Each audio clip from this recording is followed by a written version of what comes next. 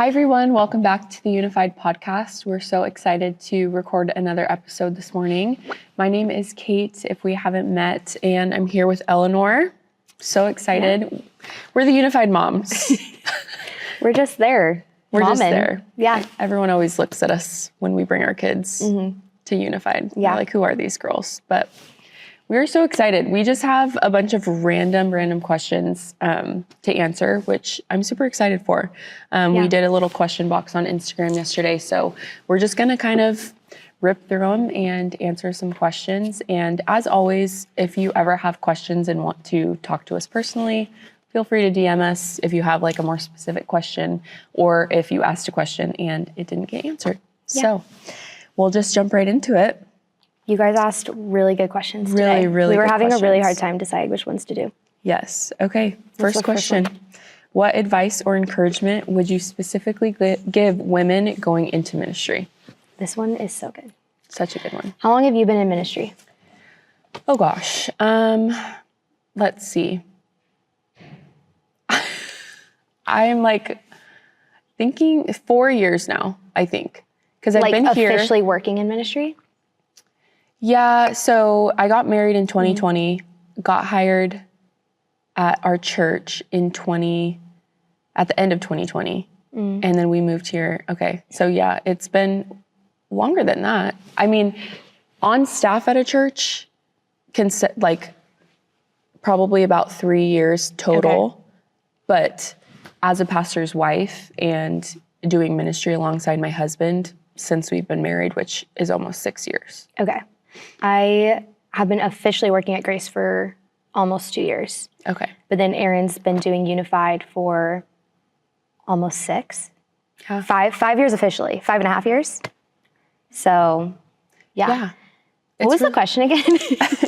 What advice or encouragement? I mean, I feel like it's really depending on the season that you're in, because when I hear that question, I think of, oh gosh, like, I feel like I really benefited from different encouragement in different seasons, like whether it was being on staff or just being a support to my husband, because ministry looks different in different seasons. So, I mean, I guess that could be my advice or encouragement, is that ministry looks so different in different seasons, depending on where you're at. So maybe you're going to be post-grad going into a season of being single and being in ministry, or being not married, and which I think is a really special season, and just preparing yourself for maybe a future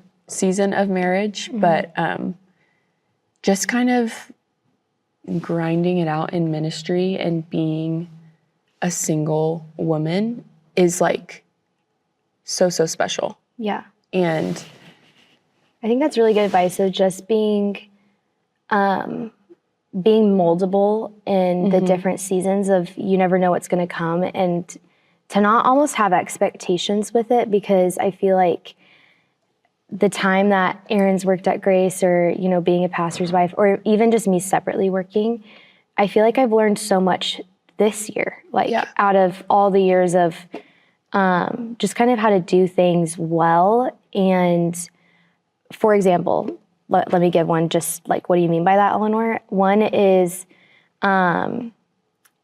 like almost a protection level of what I share and what I don't share. I think when you're in the ministry eye, or maybe your spouse is in the ministry eye, I think a lot of people want to know everything about you, and or assume that they know everything about you. And I think one thing I've learned is to maybe not share everything about myself. So when someone's like asking me like, how are you doing? I can just answer it shortly, instead of being someone who's being too detailed. And I think that is, I love that you said that, because I feel like it's almost talked about where like you should give more of an answer than like, oh, I'm good, you know? But I'm like, sometimes that is a good answer. Yeah, I think it's almost breaking those Christian stereotypes that people have of, you have to be kind to everyone, which yes, you want to be kind to everyone, but you also need to be respected, you know? Another one that I feel like is you need to tell everyone everything that's going on with your life so that they can be praying for you or whatever. And that's just not true. People can be praying for you and not know anything. Yeah. And I think it's just using wisdom in what you want to share with people and what you don't. Depends on what role you're going into, of course. Like if you're a little bit more behind the scenes, it may look different. But if you're someone who's more in the eye, then I would just use caution with that. But I also feel like ministry is just so amazing. I think you're going to find that your relationship with the Lord looks completely different, because when your life is church 24/7, you need to be way more intentional with your personal relationship. Absolutely. I've noticed that for sure in different seasons of ministry. You almost feel like I've gone through seasons where I've been so heavily involved in the church, in ministry, to where I'm like almost burnt out, which is not how it should feel. And I'm like, that's when you kind of have to realize, okay, this is getting unhealthy. So you have to kind of like realign yourself, ask the Lord, you know, to just be a helper and to kind of, you know, just realign yourself and focus on your relationship with the Lord, because at the end of the day, that's the most important. And where your health comes from as a ministry leader, you aren't going to be able to be in ministry in a healthy way if you aren't prioritizing your relationship with the Lord. And one more thing I wanted to add before we move on to the next question. We talked about this in our staff meeting like weeks ago, and it's the TNT, the Takes No Talent. I'm like, I loved that. Like, as someone going into ministry, this isn't just for women specifically, but for men too.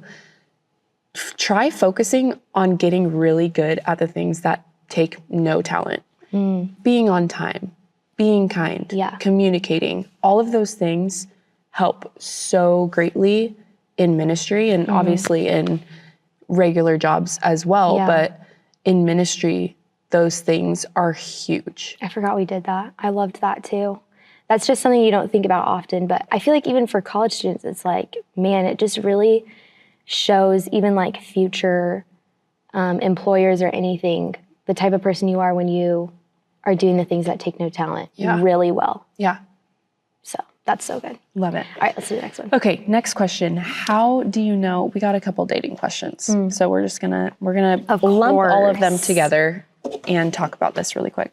How do you know when it's the right guy or girl? And what should spiritual, physical, emotional boundaries be when dating? Man.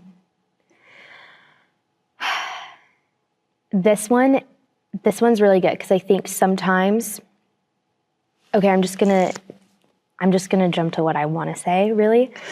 I think the biggest lesson I learned in college was just because someone says they're Christian doesn't mean they're the one.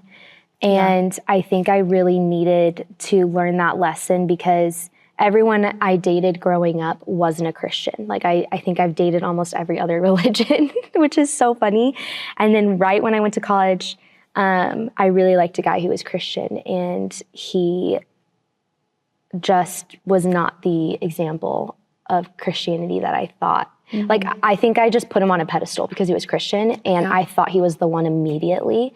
And I was like, and then that just didn't happen.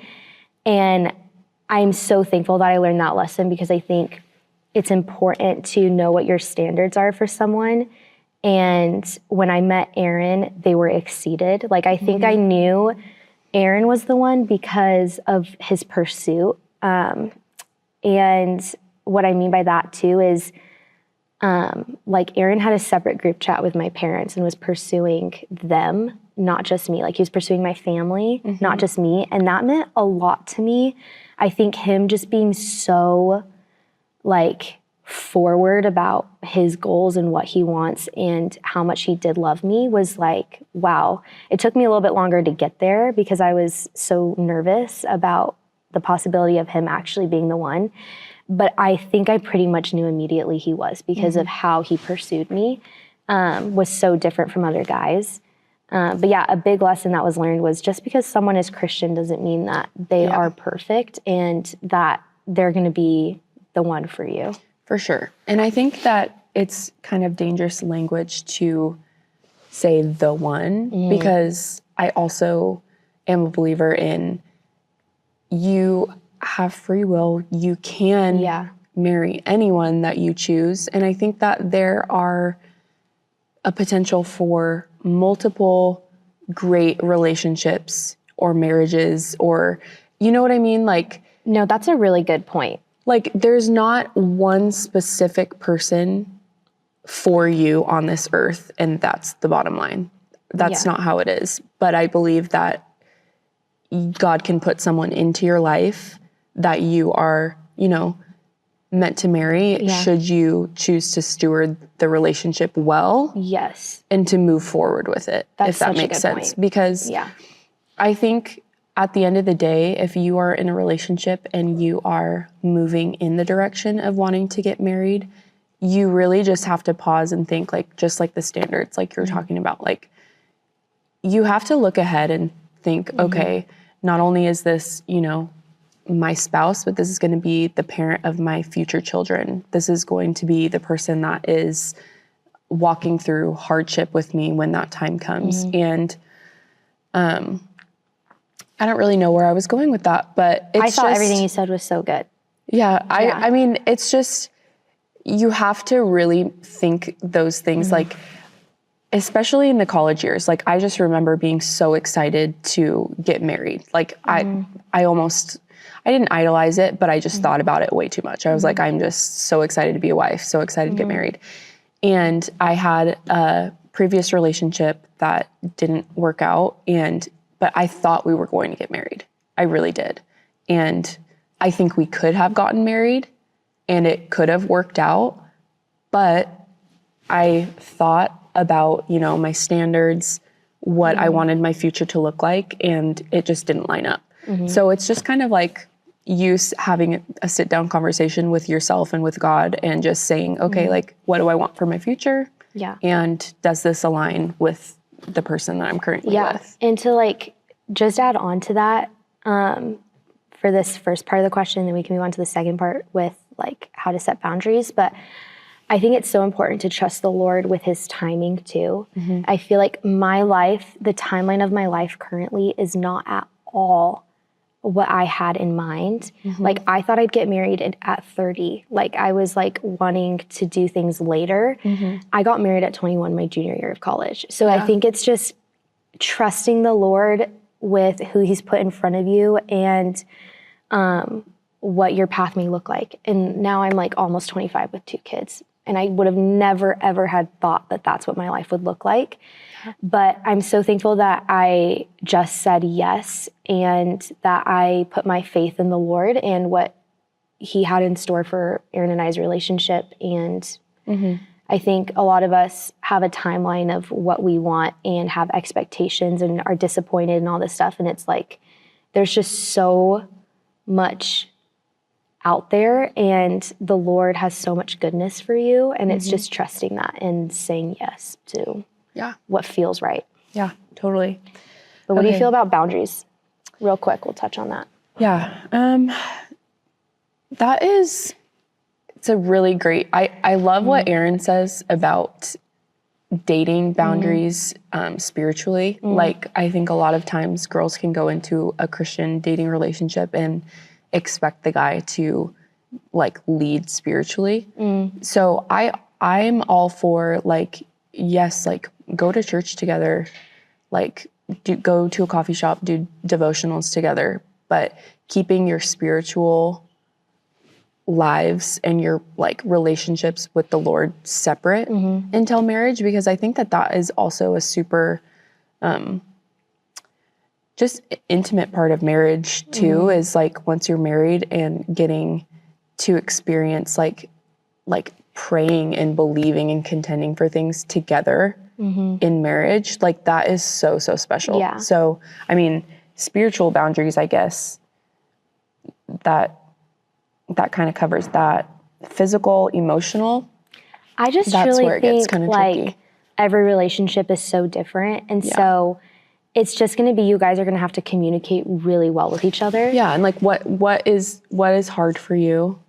and what, because some people struggle with, you know, the physical boundaries more than others, for sure. And so I think that if boundaries need to be put into place, then, and honestly, sometimes those boundaries can feel silly, but sometimes that's what it takes to create those boundaries. Like, for instance, for me and Jordan, when we were dating, we were like, okay, like, we're not going into my room.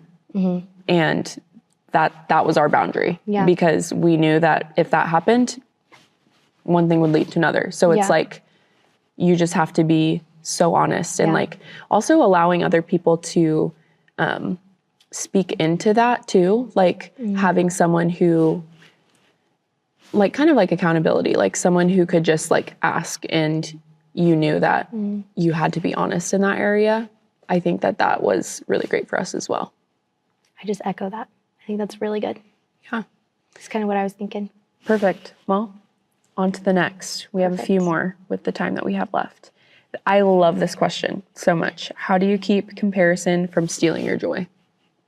I feel like this is so hard in being so involved in social media. Like just our culture right now is like, you're just scrolling and it's people telling you like, buy this, buy that, which is something that like I've worked on really hard this past year, is like, don't fall into the consumerism trap of like, you have to buy this because this is like my favorite thing or whatever. And just comparing your lives to what you see on social media, it truly is a highlight reel. Yeah, I feel like this is something I've struggled with.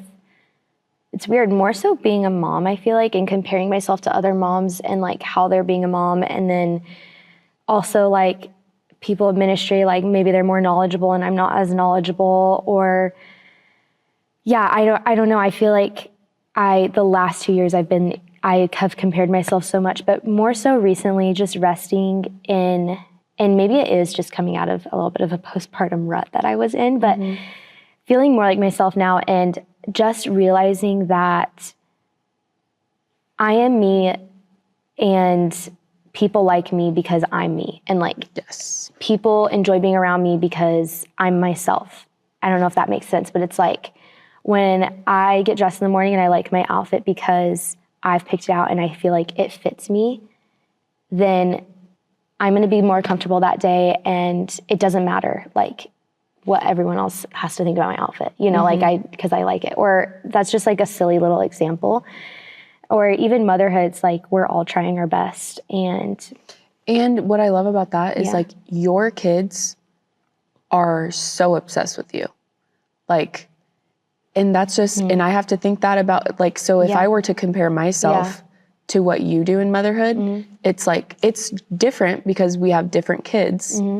And I think that's the beautiful part of it. And I mean, I guess it goes for different areas in life and whatever you would be comparing. But a big part of comparison is also just being rooted in your identity with the Lord. I think all of this ties into just being deeply rooted in what you know is true. And it doesn't even matter if you read the Bible and you like struggle to understand it, because like, even if you're a newer Christian and you're like, I'm reading my Bible and I don't know what any of this says. What's amazing about the Bible is that as you read it and as you ask the Lord to kind of help you, like he will literally let the words, like, I'm trying to get the words to say this, like the Holy Spirit is going to help your soul understand what you're reading. And so if you are like struggling with comparison, read your Bible. And even if you feel like you don't understand it in your brain, your soul's going to understand it, which is then going to give you the peace and the security in who you are in Christ, which is going to like rid you of all comparison. Because I notice that like when I'm daily reading my Bible, I could care less. I'm like, today I'm just thankful, you know, to be who I am, to be where I am. And I don't know, did any of that make sense? No, it did. I think just being like rooted in what is truth, what is the truth. Yes. And oh my word, I could just like so go on a tangent with what you just said. Like I could do a whole other podcast on it. But quickly, because I just feel like I have to say it, when you're talking about like how the verse you're reading is going to make sense to you when you're reading it, because if you invite the Holy Spirit into like to the moment and stuff. Aaron and I were talking about this too, of like, I don't know, I feel like we've touched on this many times just with each other, but like Aaron's read through the Bible a few times now, and I feel like every single time we read the Bible or read the same verse over and over again, something else stands out to us. Yes. It's like something else. Speaks to you in different seasons too. So I feel like that's with anything. Like maybe you're going to church and you're hearing a message you've heard before. Don't harden your heart to what the Lord has for you in that message again. Like there's always something that you can pull from the same Bible verse over and over and over again. I think that's where us as Christians get prideful in what we know, when it's like, actually we should open up our minds to what the Lord has to say to us every single time we read the same verse. Just like Baptism Sunday. I'm like, yes, I've heard, the baptism message multiple times, but I'm like, every single time, I'm like, it hits. I cry every single time. Every single time. Okay. Oh my gosh. I could go on a whole tangent. Yeah, we just veered off that question a little bit, but on to the next. Okay. What does it look like to trust God with your finances? Yeah, I feel like just being in ministry and stuff too, I feel like we both know this, but honestly, surrendering your financial reality to the Lord, I'm trying to explain it the best way possible. I feel like there have been so many times where Aaron and I don't know like what we're going to eat, because we've had to pay rent, we've had to do this, like it's so expensive. And then randomly, like, and we'll surrender that to the Lord. We'll be like, Lord, like, we're trusting you with this. We love what we do, and we're trusting you that you're going to help us through this. And randomly, we'll have people just be like, hey, just felt the need to like send you this, and it's like $200 or something. And it just gets us through. But that's just a small little sliver of how we've been blessed through surrendering our finances to the Lord. And like also just, you have to be smart, right? Yeah. Like you trusting have God to, with your finances doesn't just mean like, I'm just spending and then believing that stuff is going to come in. 100%. Like hard work, stewardship. Yes, you need to steward your finances well and use wisdom in that. But the Lord is going to help you provide, and the Lord is going to bless you in ways that you may not understand when you completely surrender that part of your life to Him. And I don't have too much more to say on that. I just feel like there's probably a laundry list of examples where Aaron and I have been blessed through the surrender of our finances to the Lord, and just trusting the fact that you're going to be okay. Yeah. You're going to make it through the season that you're in. Yes. God is a provider, and allowing Him, like almost being like excited, like to be in a season of having to trust that God is going to provide. Like that's almost like a way of looking at it, instead of being like, okay, I'm low on money. I don't know what's going to happen. Instead of being stressed, like this is literally speaking to myself, because I am the queen of being anxious about money, which is something that I am constantly working on. Yeah. And I love this about my husband, is he's very, very like, God's got it. Like, don't even worry. Like, why are you freaking yourself out? And like every single time God shows up, He provides. And I think that there's a way of trusting God. It's like this balance of trusting that He's going to provide, continuing to tithe, and trust that God's going to use your finances to bless His kingdom. And then also stewardship. And I wanted to mention before we move on to the next question, it's so helpful to have conversations or maybe to get together with someone who is further along and in their relationship with the Lord or older, has more experience with money and like stewardship of money. Yeah.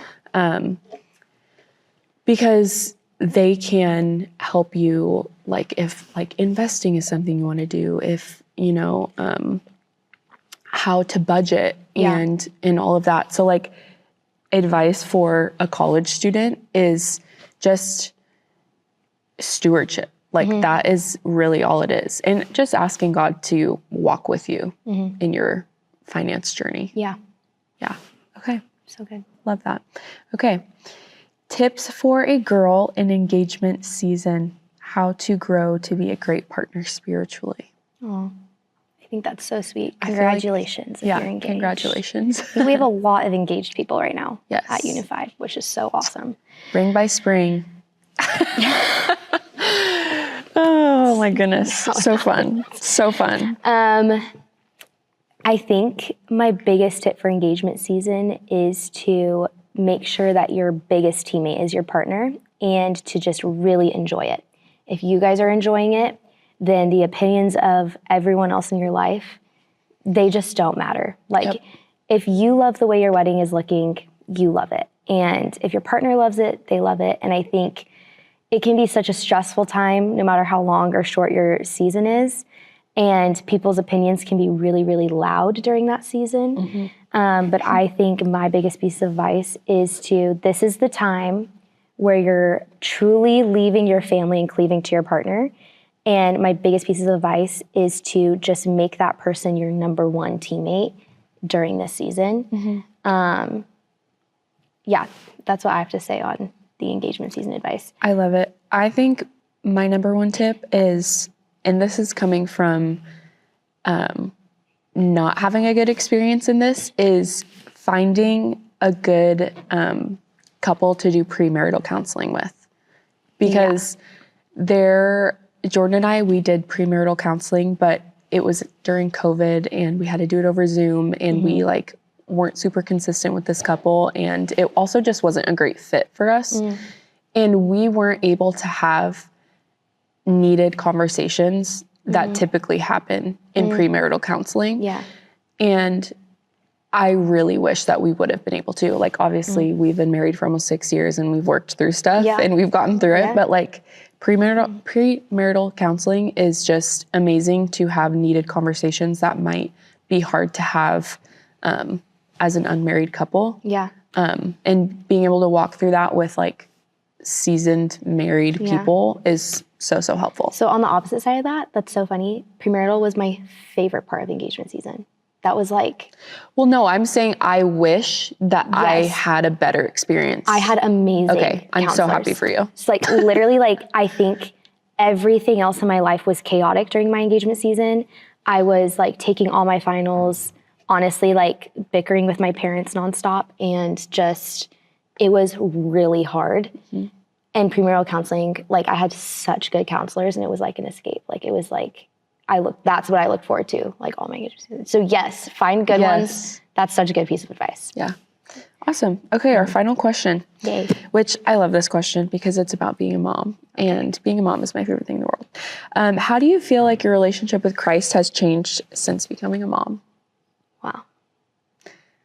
I think that as parents, like not just specifically a mom, because I feel like I can speak for my husband when I say this, having a kid is like, I mean, there's so many things that I've learned. But I feel like it's really allowed myself to partner with the Lord in everything I do. Because I feel like when I was just like a single person, which this is kind of advice too, I wasn't quick to literally just say the name Jesus out loud and invite Jesus into whatever situation I was dealing with. So if you're single, do that because it's so life-changing and helpful. But I find myself when I'm like dealing with a crazy 4-year-old tantrum or a sleepless night with my 5-month-old, I am so quick to just say Jesus help me. Jesus, be with me in this moment. Yeah. And it changes my perspective on everything. Well, I didn't know you did that. I do that too. Like, I literally will just say his name. Yeah. It's like the song, There's Power in the Name of Jesus. Okay. I feel like for me, the first thing I go to is like, I have never felt closer to heaven or closer to the Lord than giving birth. Oh, yeah. Oh my goodness. Like, I would do that. This is so funny. The idea of being pregnant again freaks me out, but I would give birth every day for the rest of my life because it was like a hilltop moment in my faith. Like, it was like that moment was like so surreal, like to see what the Lord had knitted together so perfectly. And like, it just like. The first time looking at your newborn and also just kind of getting that perspective of like, this is how the Lord feels about me, but like. It changes everything. Times a million. Yes. Yeah. And that is just, it's just crazy. Yeah. And then my last thing is trusting the Lord that he's going to protect my children. Like, I feel like my next switch that I had to do was fully trusting the Lord that I can't fully protect my kids, but he can. Like, I have fears in my life, right? Like, I have fears that something's bad's going to happen to my kid. And the fact that I now have to fully trust that the Lord is going to protect my little boy crew. Yeah. And when he goes to school one day, or now that he's walking next to me in a parking lot, I have to trust the fact that, yes, I'm doing what I can to protect my son, but the Lord is also looking out for me with him. And I feel like having to surrender my fears to him through that has been massive. Also, last thing I'm going to add is, as my son Rome has gotten older, seeing how I am able as his mom to lead him in his relationship with the Lord has been so special. And seeing his view in God and like his relationship with the Lord is like mind blowing to me, and it's encouraging to me. Like the other day, he goes, God talks to me, and I'm like, oh, what does he say? And he says he loves me, and I'm like, oh, tears. Okay, like that's the most pure thing I've ever seen. And I think just becoming a mom and seeing like how to have childlike faith through my literal child has just. I actually can't wait for that. No, it's really the best. It's really the best. Man, we could talk for so long. We could. Well, we go on tangents too. Yeah, this was so fun. So fun. What's exciting about this is that we are doing a team teach, preach thing for our upcoming girls' night on March 17th. So I'm super excited. So, and again, like I said, if you guys ever have any specific questions and want to just like DM one of us on Instagram, we're happy to answer. Yeah. And I'm so excited for that. So fun. If you're a girl, make sure you're there. So fun talking. Okay. Well, thanks for listening if you made it all the way through the podcast, but we will see you next week for another episode.